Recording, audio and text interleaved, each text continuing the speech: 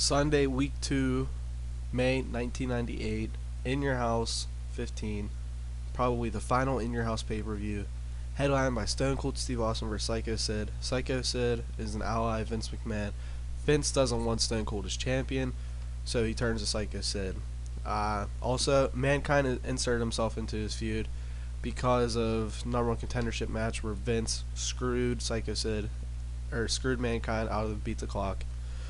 Owen Hart versus X-Pac, DX versus Nation Domination, so it's Triple H, Batista, Road Dogg versus D'Lo, Mark Henry, and The Truth.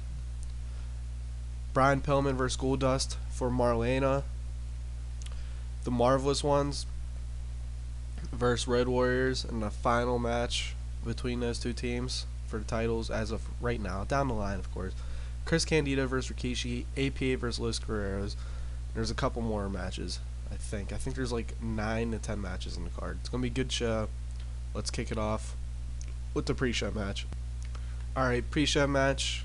Who wins here? Okay, I didn't even book to see who wins. Okay, these guys win here. Whatever, it doesn't really matter. It doesn't hurt anyone. After that, we get DX versus Nation Domination. We start off hot, and we get Triple H defeat and Ron Killings by pedigree.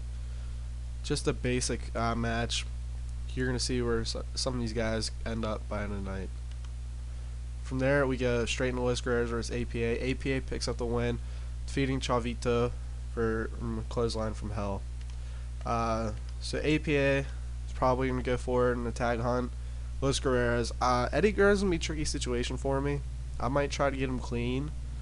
He's still on hard drugs, so I think he is. I don't really remember. But so I might try to get him clean, have him drug test him, suspend him, maybe even fire him for a little bit, because I want Eddie to be clean and sober, and that way he can be on top of the card, no worries, because it affects his performance. From there, we get Vince McMahon cutting a promo. Mankind says, "You know what, Mankind? You're here tonight, so you have a match. And I'm not telling you against who. You're going to be surprised when you see it." Alright, so Ken Shamrock, he makes his return, and he plays the heel in this situation. So if you remember, Ken Shamrock couldn't beat Shawn Michaels, so he was fired. Vince said, though, if I beat you, if I feel like it, I can reinstate you. He reinstates Ken Shamrock. Ken Shamrock defeats Mankind with the ankle lock. Pretty much, he has an ankle lock. Mankind passes out. Vince has bell rung, and he beat down Mankind. It's not an angle. It's just Ken Shamrock still holding the ankle lock in. He's a heel now, and he's gonna move on from you'll see. Here, Chris Candido cuts a promo on Rikishi. He goes on and defeats Rikishi with the Henigplex. I'm pushing Candido pretty hard here. Just cause I think it's an interesting, character. You have Chris Candido, the perfect protege. You have Kurt Hennig as his manager, who's still an active wrestler, so he could wrestle. Where I can create tag matches and possibilities. It's just a fun, different heel I have. We get a video hyping The Rock versus Ahmed Johnson in their final match. The Rock goes on to face Ahmed Johnson, and he defeats him with the People's Elbow, clean. Just cause The Rock, it doesn't hurt him. It doesn't hurt Ahmed for losing.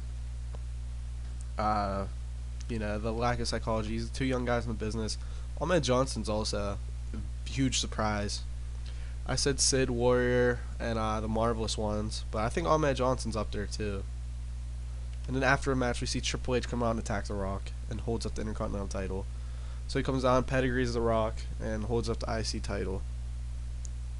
Just to show, the DX vs. Nation feud is starting. It's going to get hot fast. Paul Bearer and Kane make an open challenge, which is accepted by none other than Al Snow, because it's Al Snow. Kane, of course, defeats Al Snow pretty quickly. But after the match, The Undertaker returns. He comes back, tombstones Kane, tombstones Paul Bearer. He tombstones Paul Bearer. Kane gets off, pulls Paul Bearer out. I think it's important to have Undertaker get somewhat of a vengeance. So for him to come back, and it wasn't supposed to be a long thing. It's just one. It It was meant to sell the injuries and the attack of Kane, and then push it forward.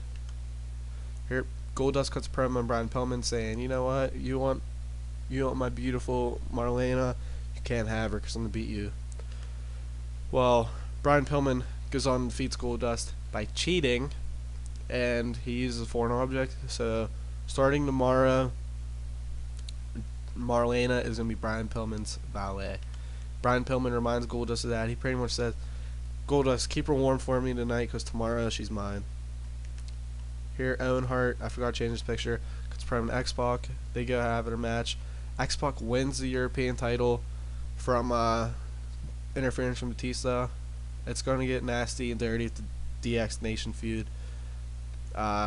Thinking having X-Pac win here, it's not that Owen wasn't European champ worthy. I think it's just sometimes the people who like go on the internet for wrestling, they get caught up in title reigns. It's just right for this story. So, these guys can trade it. X-Pac can trade it. It's just we get caught up, myself included, that alright, this needs to be a super long title reign. Title prestige. What is title prestige? You just want to see entertainment. And having Owen Hart win by cheating every week, facing this guy, isn't as fun as it could be X-Pac. Then Owen Hart wins it. Then Owen Hart defeats X-Pac by cheating. X-Pac defeats Owen Hart. X-Pac cheats. It's just, it doesn't hurt to trade. I'm not going to do it for every story and every title, but it just adds to it. Like, think of The Rock versus Mankind. I think there was 4 title changes in that feud. The Rock wins it, drops it to Mankind. The Rock wins it again. I think The Rock wins it again, but Mankind reveals that he never said "I quit," so it's still kind of his title. And then The Rock finally wins it. Like that, it didn't add prestige to the title, but it didn't take away from it. It just made the title seem important by having guys go for it like that. So having a long reign isn't super important. And then after a match, Owen Hart's pissed because he lost, so he attacks Earl Hebner. Puts him in the sharpshooter. Just a heel move. From there, we get the Marvelous Ones cutting a promo and Road Warriors. They're in the semi-main event. And just total disbelief how well they performed for me since the beginning of the story. Since the beginning of the new mod. They video package, and then the Marvelous Ones versus Legion of Doom ends when the Marvelous Ones win, defeating Legion of Doom clean. Just pretty much it it's good for him to win. Mike Barton penalized for poor gimmick. I forgot he had a poor gimmick. Inconsistency. That's fine.